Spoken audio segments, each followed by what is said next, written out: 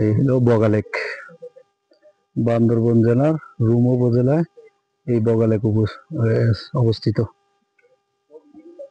বগা লেকটা সমুদ্রপৃষ্ঠ থেকে প্রায় 1200 ফুট উপরে।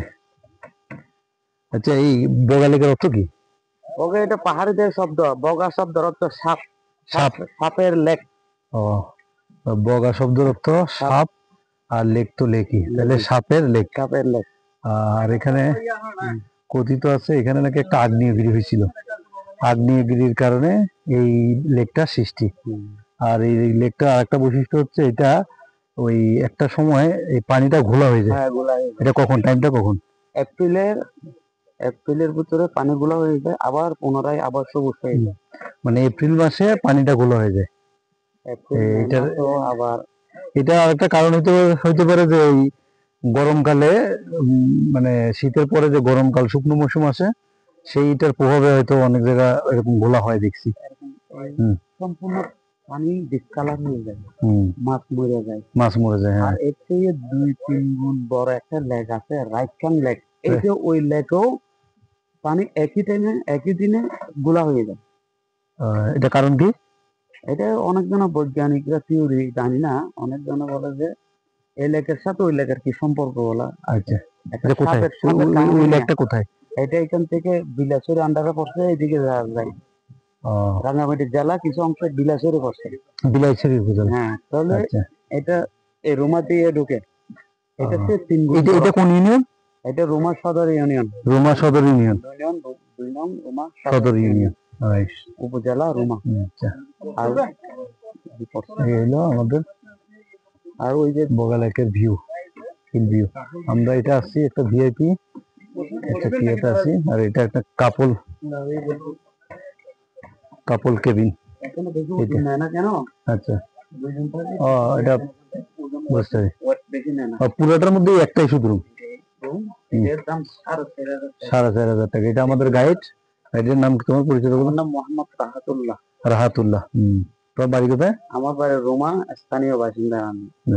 নাম্বার যোগাযোগ করে আসলে তো আগে আমাকে পাবে। হ্যাঁ, গুড, এর আগে পাবেন। ঠিক আছে। এলো আমাদের গাইড।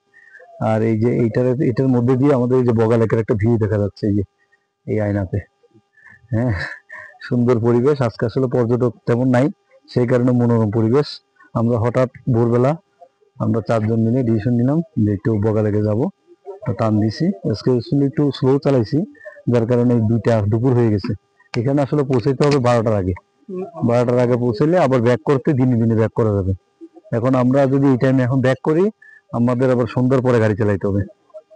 চট্টগ্রাম শহর থেকে এটা প্রায় 150 কিলোমিটার দূরে। 150 হবে না, 145 কিলোমিটার দূরে। দূরত্ব কম হইলেও এটা ওই পথটা একটু দুর্গম হওয়ার কারণে আস্তে আস্তে চালাইতে হয়।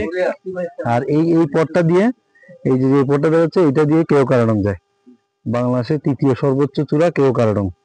প্রথম হচ্ছে তাজিং ডং, তারপরে দ্বিতীয় হচ্ছে বিজয়, আর তৃতীয় হচ্ছে কেওক্রাডং। ওইটাকে সাপা, স্থানীয় ভাষায় সাপা হাকং বলে। ঠিক আছে, সাপা হাকং। এটা 2টা নাম আছে। এটা একটি বলে মধুকটং। হ্যাঁ, আর তো হলে প্লাগময় মানে পাহাড়ি ভাষা। ওটা যায় কিভাবে ওখানে?